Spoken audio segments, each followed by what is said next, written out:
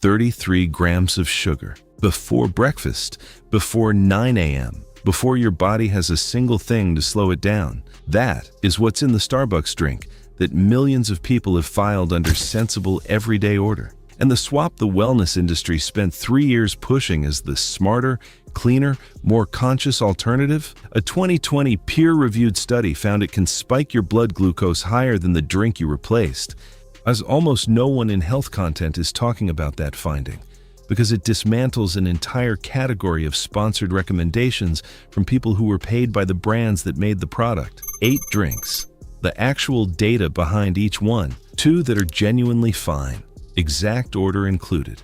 And 1 finding in the final chapter that changes how you evaluate every health recommendation attached to a brand name. Starting now. 1 thing before the drinks. 1 mechanism. And because without it, the numbers are just numbers. Your body processes liquid sugar and solid food through completely different pathways. When sugar arrives inside a meal, wrapped in fiber, protein, fat, digestion slows it down. Glucose enters your bloodstream gradually. Your insulin response is proportional. Your body handles it because it was built to handle food that resists rapid digestion. When sugar arrives dissolved in warm liquid on an empty stomach, that process doesn't engage. There's nothing to break down. Glucose enters your bloodstream in minutes. Your pancreas fires a fast insulin spike to manage the load, and then it's done. And 20 minutes later, you're reaching for something else. Because liquid sugar doesn't produce the satiety signals that solid food does. Run that cycle every morning. Same drink, same empty stomach, same spike, same rebound hunger. A 2023 meta-analysis in the BMJ, drawing on over 180 studies, found that sugar-sweetened beverage consumption is independently associated with increased type 2 diabetes risk, not explained by weight gain, not correlated with total daily calories.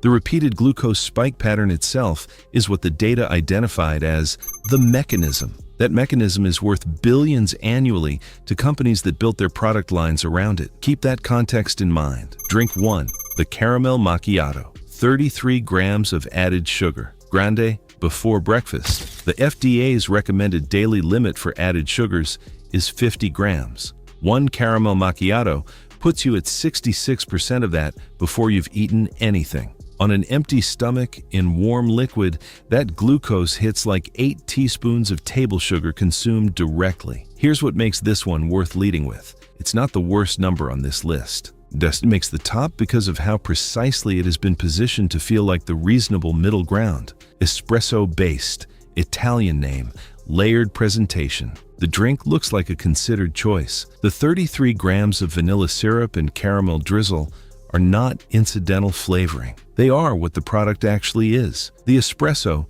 is the delivery mechanism. The perception and the data are pointing in opposite directions. That gap is deliberate. And drink 2, the white chocolate mocha, 53 grams of sugar. Grande, a 12-ounce can of Coca-Cola has 39. The white chocolate mocha beats it by 14 grams, and Coca-Cola at least presents itself as what it is. The white chocolate mocha sauce is a manufactured flavored syrup. It is not chocolate in any culinary sense.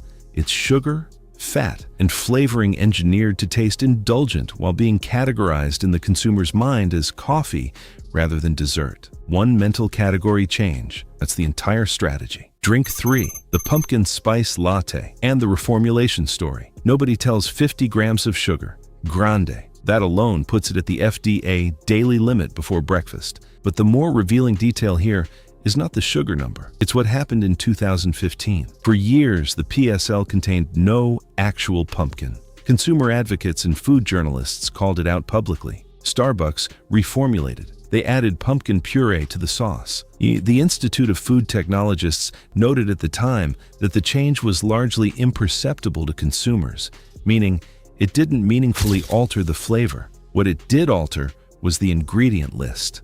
Pumpkin puree now appears on the label. The sugar content didn't change. The total is still 50 grams per grande. Starbucks added a vegetable to a 50-gram sugar delivery system, and the conversation about what's actually in it stopped. Yet that is a more precise demonstration of how consumer pressure gets managed than anything else on this menu. The optics changed. The product didn't. Drink 4. The iced matcha latte. Matcha has earned its health reputation legitimately. Ceremonial-grade matcha in water has a near-zero glycemic index. L-theanine content is documented. The antioxidant research is real. Starbucks' matcha blend lists sugar as its first ingredient, not matcha, sugar. A Grande iced matcha latte. 28 grams of added sugar. 7 sugar cubes dissolved in milk, sold under the credibility of an ingredient that appears after the sugar in the formulation. The product transfers matcha's health associations onto a drink whose primary ingredient is something else. That's not a nutrition mistake, that's a labeling strategy. Hold on to that idea, transferring the credibility of one ingredient onto a product built around another. Because the final chapter is entirely about that strategy operating at a much larger scale, and the industry running it isn't Starbucks. Drink 5. The Vanilla Sweet Cream. Cold brew. Cold brew concentrate is one of the genuinely better options at Starbucks. Zero sugar, clean caffeine, no glycemic consequence. Then, vanilla sweet cream goes in. Cream, milk, vanilla syrup, and the drink lands at 14 grams of added sugar per grande. Not the highest number here. But this drink gets ordered daily, automatically. Each by people who have mentally filed it as not really a sugary drink because it doesn't taste aggressively sweet and because it's called cold brew. The sugar is invisible in the framing even when it's visible on the label. The label is public. The framing is the product. Drink 6. The Java Chip Frappuccino. 66 grams. Grande. This one at least is honest about what it is. Frappuccino-based syrup, mocha sauce, Java chips, all refined carbohydrates arriving simultaneously with nothing to slow absorption. Dr. Robert Lustig, professor of pediatric endocrinology at the University of California, San Francisco, whose peer-reviewed research on fructose metabolism has been published extensively, has described single-serving sugar loads in this range as producing measurable acute metabolic stress in sedentary adults. This is a dessert product sold in a coffee cup. The cup is doing a lot of work. Drinks. 7 and 8.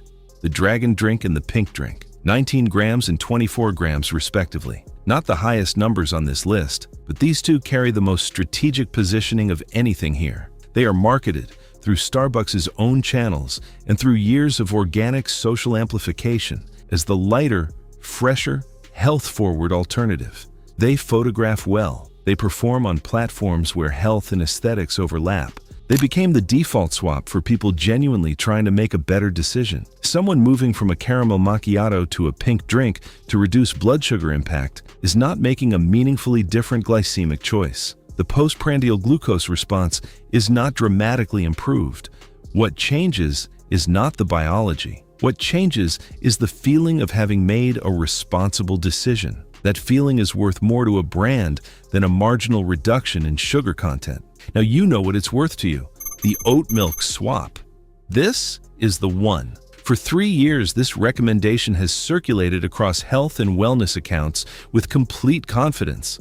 Swap dairy for oat milk at Starbucks. Lower saturated fat. Plant-based. More conscious. Better. Many of the people making this recommendation were sponsored by oat milk brands while making it.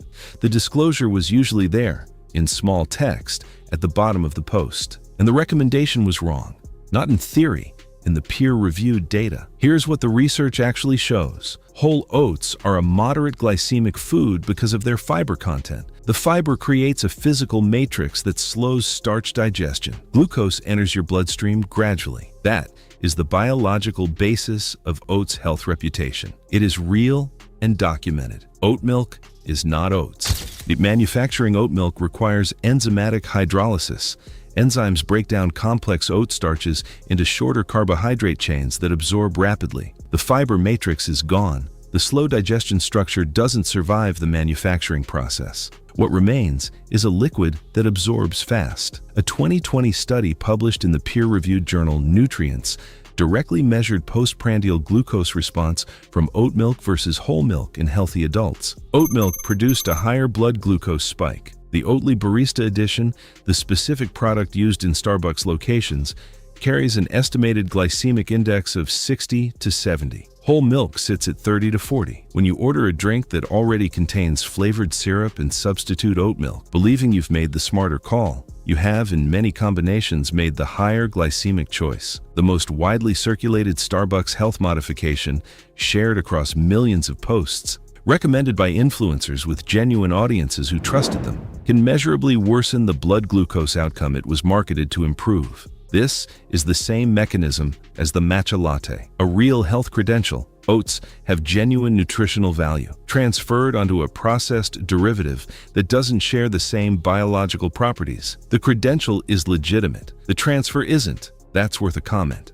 If you've been doing this swap specifically because someone you trusted told you it was the healthier call, drop it below. I want to understand how far this recommendation actually reached. 2 options, both standard menu items. Neither requires explanation to a barista. Option 1, plain cold brew, optional heavy cream, unsweetened cold brew, no syrups, optional splash of heavy cream, essentially 0 carbohydrates, no glycemic consequence, 1 pump of sugar-free vanilla syrup if needed, 0 added sugar, 0 postprandial spike, clean, sustained energy without the insulin cycle. This is what coffee delivered before dissolving sugar into it became worth $30 billion a year. Option 2, flat white or small latte. Whole milk, no syrup, whole milk, not oat milk.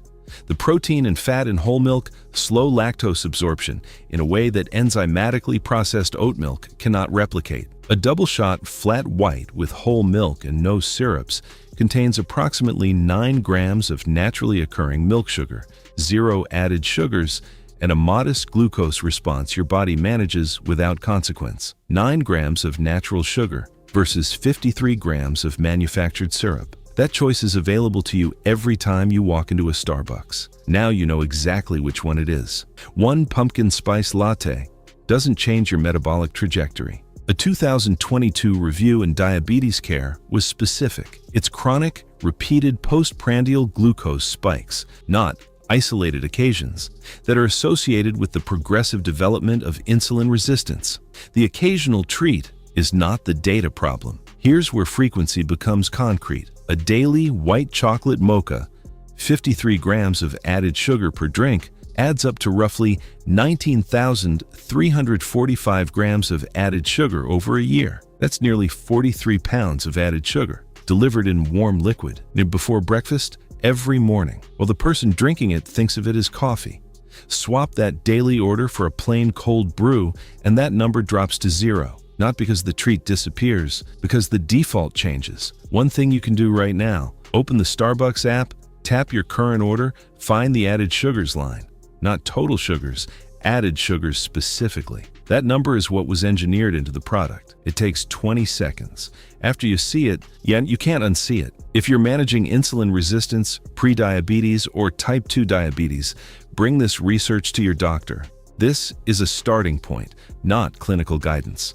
And if this gave you something genuinely useful, share it with one person who still has a Starbucks order they've never once questioned. Give them the same 20 seconds you just took. That's the whole point. Accurate information clearly presented. What you do with it is entirely yours.